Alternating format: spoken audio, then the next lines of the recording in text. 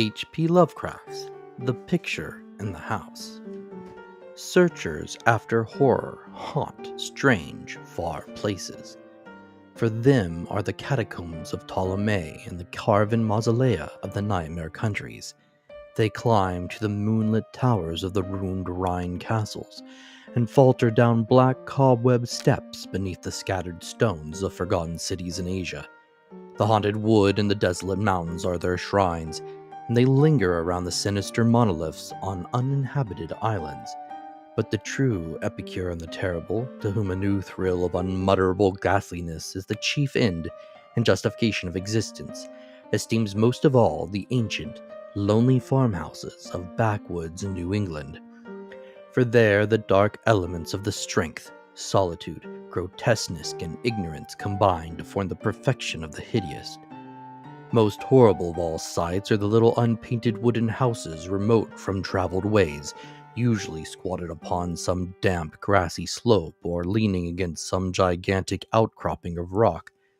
200 years and more they have leaned or squatted there, while the vines have crawled and the trees have swelled and spread. They are almost hidden now in the lawless luxuriances of green and guardian shrouded of shadows, but the small paned windows still stare shockingly as if blinking through a lethal stupor which ward off madness by dulling the memory of unutterable things. In such houses have dwelt generations of strange people, whose like the world has never seen, seized with the gloomy and fanatical belief which exiled them from their kind. Their ancestors sought the wilderness for freedom. There the scions of a conquering race indeed flourished free from the restrictions of their fellows.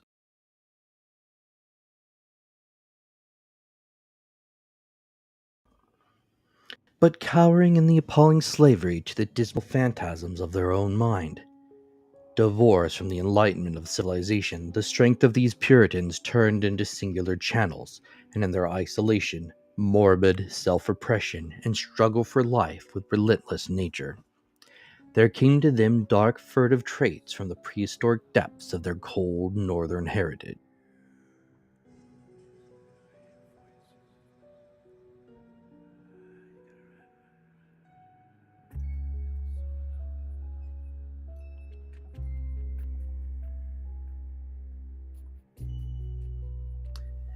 By necessity practical and by philosophy stern, these folks were not beautiful in their sins. Erring as all mortals must, they were forced by their rigid code to seek concealment above all else, so that they came to use less and less taste in what they concealed. Only the silent, sleepy, starring houses in the backwoods can tell all that has lain hidden since the early days, and they are not communicative, being loath to shake off the drowsiness which helps them forget.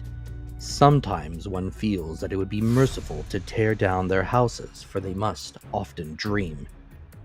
It was to a time-battered edifice of this description that I was driven one afternoon in November of 1896 by a rain of such chilling copiousness that any shelter was preferred to exposure. I had been traveling for some time amongst the people of the Miskatonic Valley in quest of certain genealogical data, and from the remote, devious, and problematical nature of my course, had deemed it convenient to employ a bicycle despite the lateness of the season. Now I found myself upon an apparently abandoned road which I had chosen as the shortest cut to Arkham, overtaken by the storm at a point far from any town, and confronted with no refuge save the antique and repellent wooden building which blinked with blearing windows from between two huge leafless elms near the foot of a rocky hill. Distant though it was from the remnant of a road, the house none the less impressed me unfavorably the very moment I espied it. Honest, wholesome structures do not stare at travelers so slyly and hauntingly, and in my genealogical researches I had encountered legends of a century before which biased me against places of this kind. Yet the force of the elements was such as to overcome my scruples, and I did not hesitate to wheel my machine up the weedy rise to the closed door which seemed at once so suggestive and secretive.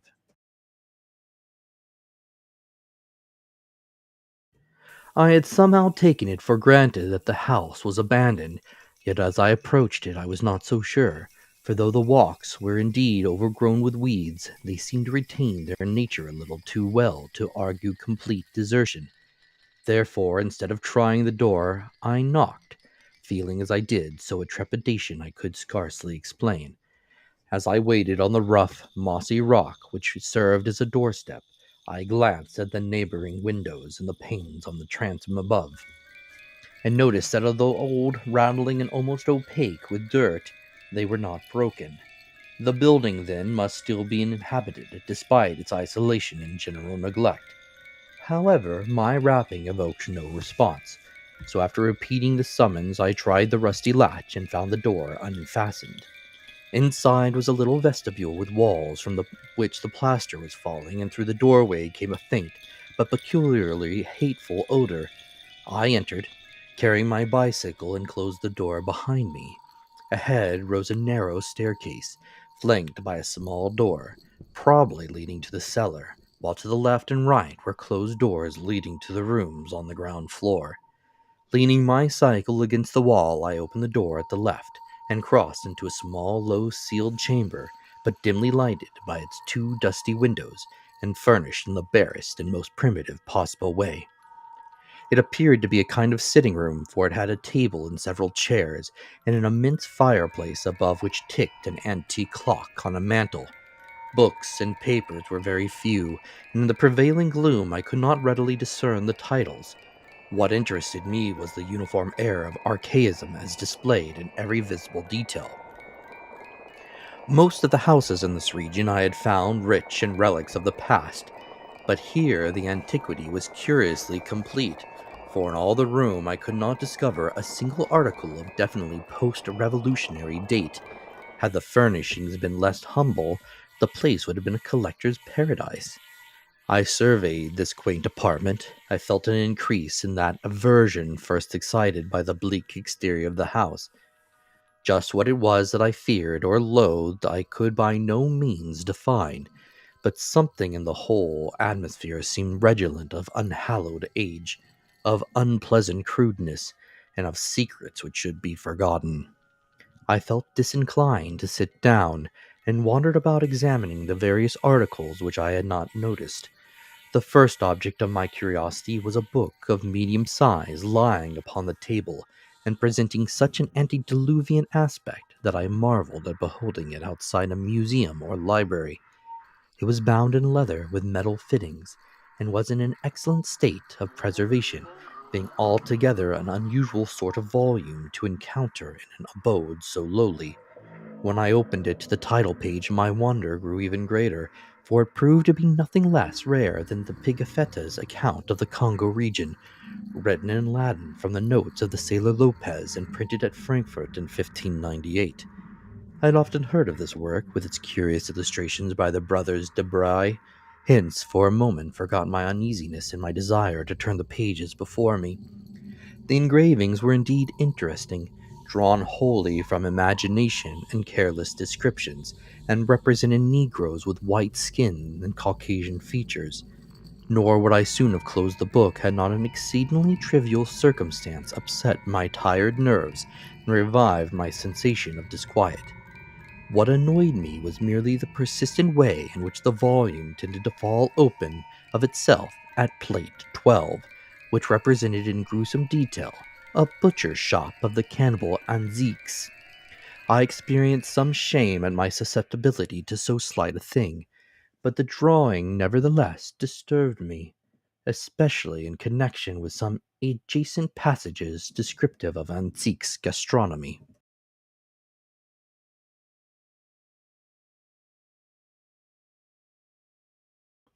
I had turned to a neighboring shelf and was examining its meager literary contents: an 18th century Bible, a Pilgrim's Progress of like period, illustrated with grotesque woodcuts and printed by the almanac maker Isaiah Thomas, the rotting bulk of Cotton Mather's Magnalia Christi Americana, and few other books of evidently equal age, when my attention was aroused by the unmistakable sound of walking in the room overhead.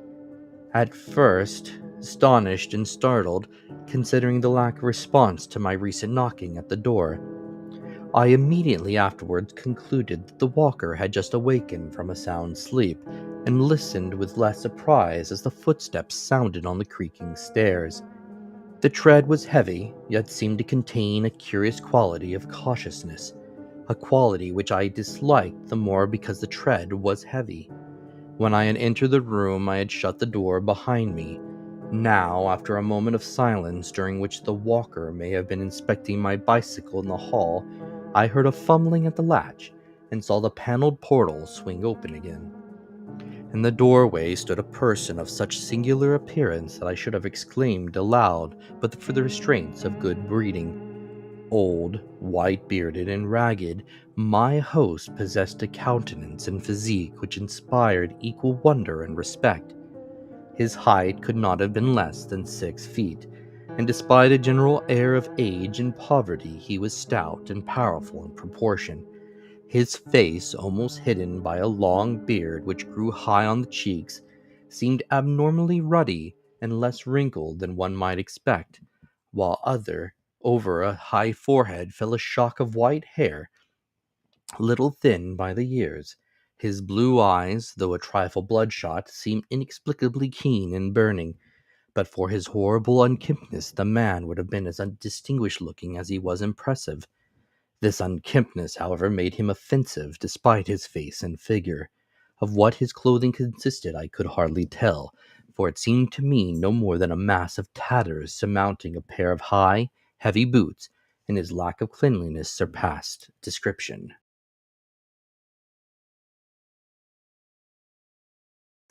The appearance of this man and the instinctive fear he inspired prepared me for something like enmity, so that I almost shuddered through surprise and a sense of uncanny incongruity when he motioned me to a chair and addressed me in a thin, weak voice full of fawning respect and ingratiating hospitality.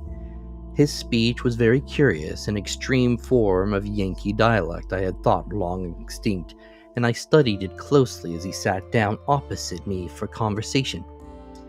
"Catched in the rain, be ye?" he greeted. "Glad ye was nigh the house and had the sense to come right in. I calculate I was asleep, else I'd heard ye. I ain't as young as I used to be, and I need a powerful sight of naps nowadays. Travelin' fur. I ain't seen many folks along this road since that took off the Arkham stage." I replied that I was going to Arkham, and I apologized for my rude entry into his domicile, whereupon he continued, "Glad to see ye, young sir. New faces is scarce around here, and I ain't got much to cheer me up these days. Guess ye hail from Boston, don't ye? I never been thar, but I can tell a towering man when I see him. We had one for district schoolmaster in '84, but he quit sudden, and no one never heard on him since." Here the old man lapsed in a kind of chuckle and made no explanation when I questioned him. He seemed to be in aboundingly good humor, yet to possess those eccentricities which one might guess from his grooming. For some time he rambled on with an almost feverish geniality, when it struck me to ask him how he came by so rare a book as Pigafetta's Regnum Congo. The effect of this volume had not left me, and I felt a certain hesitancy in speaking of it, but curiosity overmastered all the vague fears which had steadily accumulated since my first glimpse of the house. To my relief, the question did not seem an awkward one, for the old man answered freely and volubly. "Oh, that African book. Captain Ebenezer Holt traded me that in '68. Him as was killed in the war." Something about the name of Ebenezer Holt caused me to look up sharply. I had encountered it in my genealogical work, but not in any record since the Revolution. I wondered if my host could help me in the task at which I was laboring, and resolved to ask him about it later. He continued, "Ebenezer was on a Salem merchantman for years, and picked up a sight of old queer stuff in every port. He got this in London, I guess. He used to like to buy things at the shops. I was up to his house on the hill trading horses when I see this book. I relished the pictures, so he give it on a swap. 'tis a queer book. Here, leave me get on my spectacles. The old man fumbled among his rags, producing a pair of dirty and amazingly antique glasses with small octagonal lenses and steel bows. Donning these, he reached for the volume on the table and turned the pages lovingly. Ebenezer could read a little of this, 'tis Latin, but I can't. I had 2 or 3 schoolmasters read me a bit, and Passon Clark, him they saw, got drowned in the pond. Can you make anything out in it? I told him that I could and translated for his benefit a paragraph near the beginning. If I erred, he was not scholar enough to correct me, for he seemed childishly pleased at my English version. His proximity was becoming rather obnoxious, yet I saw no way to escape without offending him. I was amused at the childish fondness of this ignorant old man for the picture in a book he could not read, and wondered how much better he could read the few books in English which adorned the room. This revelation of simplicity removed much of the ill-defined apprehension I had felt, and I smiled as my host rambled on. Queer how pictures can see a body thinking. Take this on here near the front. Have you ever seen trees like that? With big leaves a flopping over on down? And them men, them can't be niggers, they do beat all. Kinda like Injuns, I guess, even if they be Afriky. Some of these here critters look like monkeys, or half monkeys and half men, but I never heerd o' nothing like this'n. Here he points to a fabulous creature of the artist, which one might describe as a sort of dragon with the head of an alligator. But now I'll shew you the best un over here nigh the middle. The old man's speech grew a trifle thicker, and his eyes assumed a brighter glow, but his fumbling hands, though seemingly clumsier than before, were entirely adequate to their mission. The book fell open, almost as of its own accord, and as if from frequent consultation at this place, to the repellent 12th plate showing a butcher's shop. Among the antique cannibals, my sense of restlessness returned, though I did not exhibit it. The especially bizarre thing was that the artist had made his African looks like white men. The limbs and quarters hanging about the walls of the shop were ghastly, while the butcher with his axe was hideously incongruous. But my host seemed to relish the view as much as I disliked it. What do you think of this? Ain't never seen the like hereabouts, eh? When I see this, I tell Eb Holt, that's something to stir you up and make your blood tickle. When I read in scripture about slaying, I like the Midianites was slewed. I kinda think things, but I ain't got no picture of it. Here a body can see all there is to it. I suppose 'tis sinful, but ain't we all born and living in sin? That feller be chopped up gives me a tickle every time I look at him. I have to keep looking at him. See where that butcher cut off his feet? There's his head on that bench, with one arm side of it, and the other's arm's on the ground side of the meat block. As the man mumbled on in his shocking ecstasy, the expression on his hairy, spectacled face became indescribable, but his voice sang rather than mounted. My own sensations can scarcely be recorded. All the terror I had dimly felt before rushed upon me actively and vividly, and I knew that I loathed the ancient and abhorrent creature so near me with an infinite intensity. His madness, or at least his partial perversion, seemed beyond dispute. He was almost whispering now, with a huskiness more terrible than a scream, and I trembled as I listened. As I says, 'tis queer how picters sets you thinking, young sir. I'm right sot on this un here. Oughter I get the book off, Eb, I used to look at it a lot, especially when I heard Passon Clark round on Sundays in his big wig. I tried Southern funny. Here, young sir, don't get scared. All I done was to look at the picture afore I killed the sheep for market. Killing sheep was kinda more fun out of looking at it. The tone of the old man now sank very low, sometimes becoming so faint that his words were hardly audible. I listened to the rain and to the rattling of the bleared, small-paned windows, and marked a rumbling of approach and thunder quite unusual for the season. Once a terrific flash and peal shocked the frail house to its foundations, but the whisperer seemed not to notice it. Killing sheep was kinda more fun, but you know, 'twain't quite satisfying. Queer how a craving gets a hold on you as you love the almighty, young man. Don't tell nobody, but I swore to God that picture began to make me hungry for victuals I couldn't raise nor buy.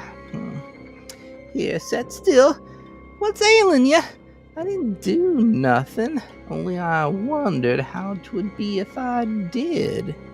They say meat makes blood and flesh, gives you new life, so I wondered if 'twouldn't make a man live longer and longer, if 'twas more the same. But the whisper never continued. The interruption was not produced by my fright, nor by the rapidly increasing storm amidst whose fury I was presently to open my eyes on a smoky solitude of blackened ruins. It was produced by a very simple though somewhat unusual happening. The open book lay flat between us, with the picture staring repulsively upward. As the old man whispered the words, "More the same," a tiny spattering impact was heard, and something shooed on the yellowed paper of the upturned volume. I thought of the rain and of a leaky roof, but rain is not red. On the butcher's shop of the antique cannibals, a small red spattering glistened picturesquely, lending vividness to the horror of the engraving. The old man saw it and stopped whispering even before my expression of horror made it necessary. Saw it and glanced quickly towards the floor of the room he had left an hour before. I followed his glance and beheld just above us on the loose plaster of the ancient ceiling a large irregular spot of wet crimson which seemed to spread even as I viewed it. I did not shrink or move, but merely shut my eyes. A moment later came the titanic thunderbolt of thunderbolts, blasting that accursed house of unutterable secrets and bringing the oblivion which alone saved my mind.